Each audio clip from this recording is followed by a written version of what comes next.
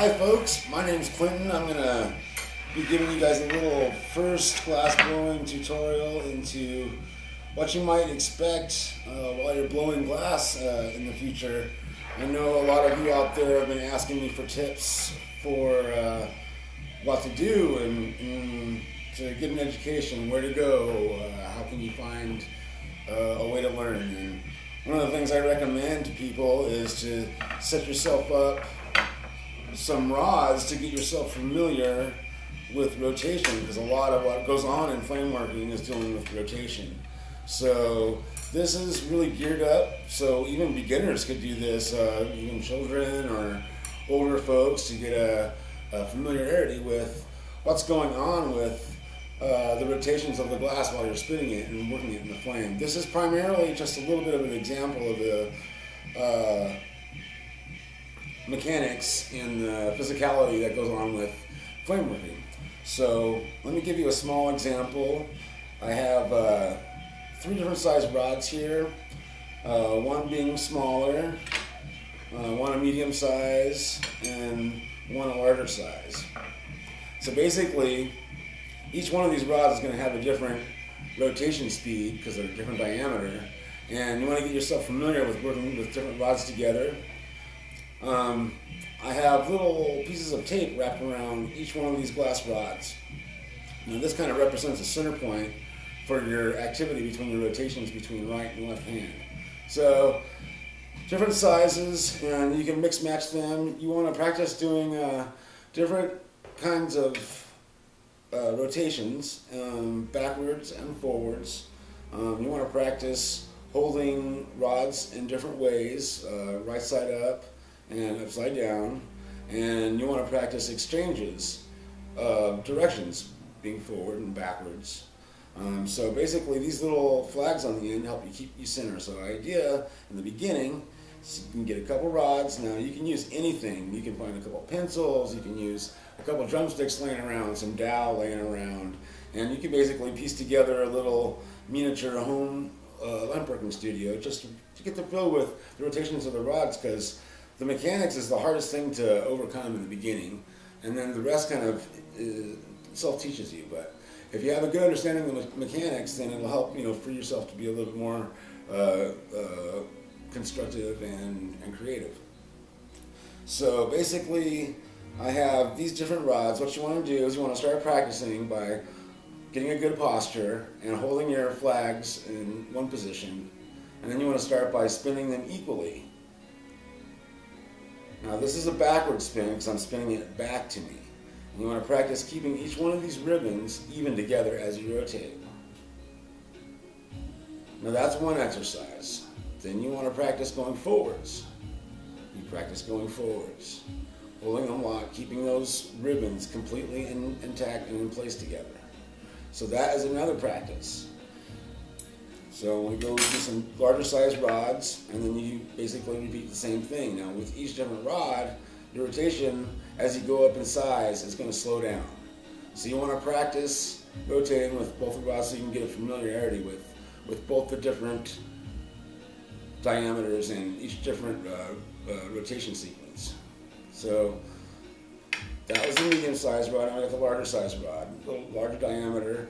Now you can improv and get different size sticks or dowels and tape different ends together and practice different rotations.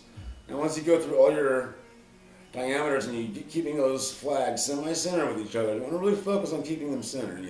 That is the biggest idea, because once the glass gets hot, it loses all rigidity, and then you have to hold it center, otherwise it will completely go out of sync. And sometimes you want it to spin and sometimes you don't want it to spin. Next would be getting a familiarity with working different rods together. So you have 2 different rods, 2 different diameters, but you want to learn to be able to rotate them together in an even sequence. So that would be the next step, because that gets done a lot of in the trade. And then you bring on your larger diameter and you also practice with it, keeping those flags center as you rotate. And basically you switch your hands right and left, get to work the different diameters with both different hands and keep it center. That's really, really important. Now, after you're done with that exercise, there's lots of other things that can be done with the rods. A lot of the the work gets done as works within lines and dots. It all comes down to lines and dots. It's kind of amazing when you look at it. And basically, so you want to practice holding your rod and drawing lines down your rod and stopping, drawing, rotating, drawing line down your rod and stopping. So you repeat that process. That's a regularly used method when you're doing surface work on rod or tube or any of those things. So after you're done with that, you can practice doing dot matrix. So you're practicing spinning and putting a dot to a certain location. You start on one location, you work yourself down.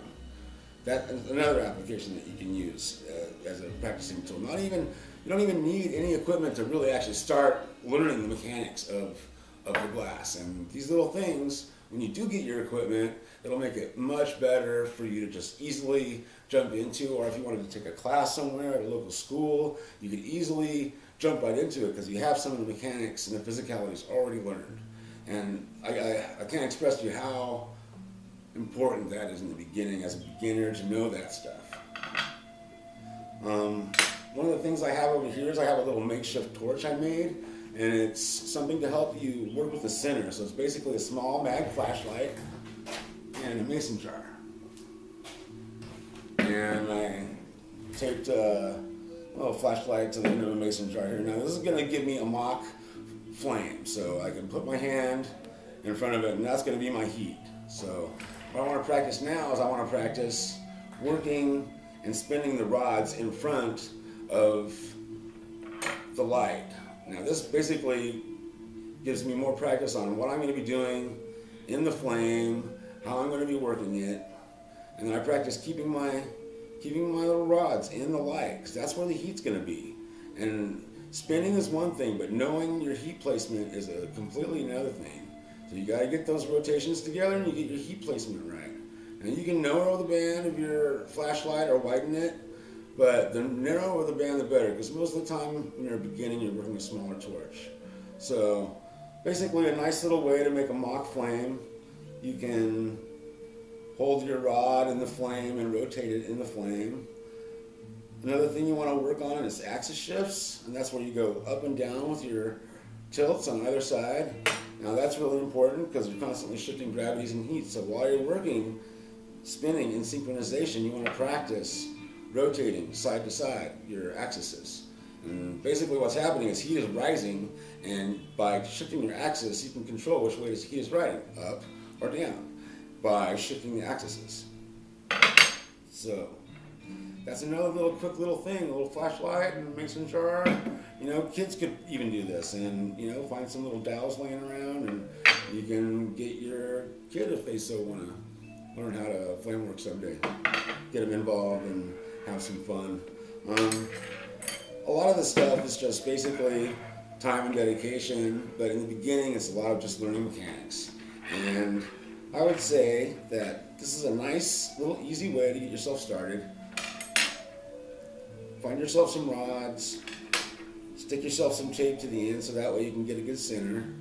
Rotate them, try to get a good synchronization, get some different sizes, work them together.